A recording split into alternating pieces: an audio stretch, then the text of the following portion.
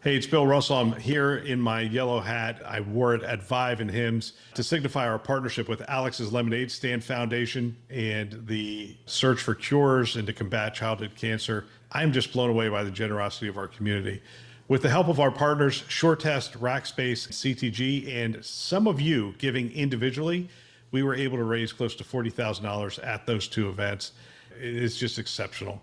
And I would like to thank all of you who have joined us in this cause. If you would like to be a part of it as well, go ahead and hit our page, thisweekhealth.com. You can go to the top blue banner that is on our homepage and click on that to give today. Thank you again for being a part of this effort and this cause. Today in Health IT, Focused is our new focus, is the title of this episode. We're going to look at digital health funding, but we're going to talk about a trend that I'm seeing as I'm having conversations with more and more of you.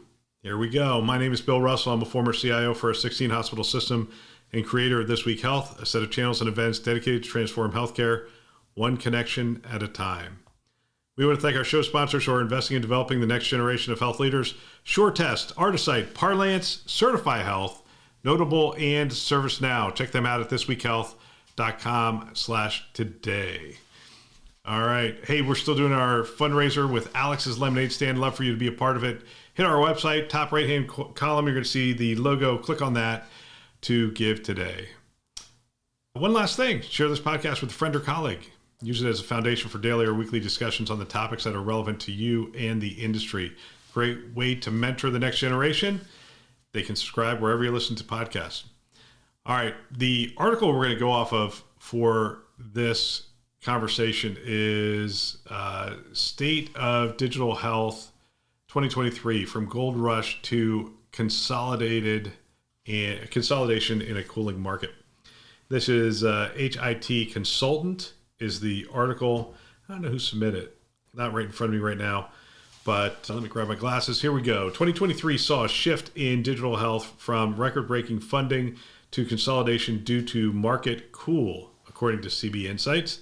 The pandemic had inflated innovation funding, which halved to $13.2 billion in 2023, a pre-pandemic level. Mega rounds exceeding $100 million decreased. However, the median deal size remained high, suggesting resources being focused on fewer promising ventures. The number of unicorn companies decreased. M&A deals nearly doubled, pointing to consolidation focus. Despite the downturn, opportunities for expansion and technology refinement exist in this reshaped ecosystem. All right. So again, if the listener to this episode is primarily in a health system, what does this article tell us? And as we're looking at it, clearly tells us a lot about the digital health space, and it had gotten really inflated prior to the pandemic. We saw deals that didn't make any sense. We saw valuations that didn't make any sense. And people were pretty open about it. The conversations we had about the Teladoc Livongo, clearly the valuation of Olive in hindsight looked to be a little ridiculous, and a couple of the other unicorns that are no longer with us. But that wasn't it. We saw a bunch of companies that had valuations that didn't really make a lot of sense and were not profitable companies. And so with the switch up, they had to pursue M&A, or they had to scale way back. Well, it turns out that the investors still have money to spend and still have money to invest and are still looking for returns. And if you were in that space, you would probably be doing the same thing they're doing, which is focusing in on the fewer number of organizations that you believe are going to be successful. How do you identify those organizations? One is they have deals already, right? You're not looking at companies that are out there selling ideas with PowerPoint presentations or even good software. You're looking for people that know how to sell into the healthcare ecosystem and have deal flow already going. And so they have the ability, they've shown the ability to sell to not just one health system, because almost anybody can close one deal. The question is, who can close the second, third, fourth, fifth deal and are looking to scale? And then they're investing in that scale. If they see that the organization has the wherewithal to succeed at the challenge of selling, then they will invest and help them, even potentially with their connections, to grow their market share.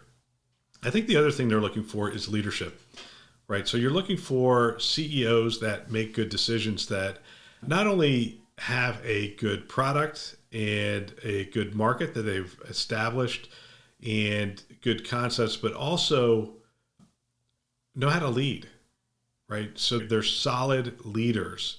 They hire well, they handle their money well, they navigate things like Silicon Valley Bank well, they have contingency plans, they know how to make it through an up economy or a down economy, they know how to position themselves, they do marketing well, they do sales well, but they are looking for leaders who have done it. Either leaders who have done it before and are doing it with a new company, or leaders who are doing it potentially with this company for the first time, but show that they have the ability to get things done. So that's where they're consolidating their investments to, is those kinds of company. In other words, they are focusing. I am hearing this word focused a lot. I'm hearing it in interviews. I'm hearing it in discussions with CIOs. Oh, we're focused in on fewer initiatives. We're focused in on high return initiatives. We're focused in on outcomes, or whatever the specific strategy has to be. And by the way, I hope that is true. And I believe that there is a certain amount of focus that's happening. I don't know if we've been able to decrease the noise that exists within IT. I will find out more after I meet with 14 CIOs this weekend and 15 the following weekend. But I don't know if we still have a ton of noise and we are creating that focus ourselves, or if the organization, for lack of funding and whatnot, is retrenching and saying, look, let's focus in on these core initiatives. And I'm hoping that it is the latter, because one of the things we learned during the pandemic is that when we focus, we can get an awful lot of things done. And so if we step back, instead of trying to do 1,000 things, or let's just say 100, 110 projects, we're doing 40 projects, but those 40 projects have a defined ROI that we have piloted and tested, and we just need to scale and then measure that ROI after the fact. We're going to deliver what the organization is looking for today, right? I know we need to be able to walk and chew gum at the same time. We need to be able to do 100 projects. We have staffs that are big enough in a lot of cases to do 100 projects. But at the end of the day, I think a lot of organizations would be better spent if I came in there and essentially said, you only get to do half of these projects this year. Focus on those half projects. Identify the ones that you want to do. And it would cause organizations to be more disciplined, to look at that ROI, to really hold people accountable to the ROI they're putting in front of the organization, and to make those things happen. By the way, you can do this on a micro scale within your IT organization. I found it interesting when I did this in a form of this, when I was CIO at St. Joe's, that we lopped off about 20 projects without breaking a sweat. Like, nobody in the organization put up a fight or even noticed.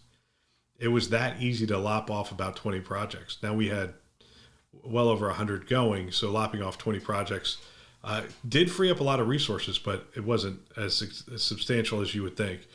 So we lopped off 20 without breaking a sweat, and then we started to put a framework around the ones that were remaining to make sure that we were prioritizing by putting the best resources and the maximum amount of resources on the right projects. Because think about this. Your infrastructure people are going to get pulled in 15 different directions.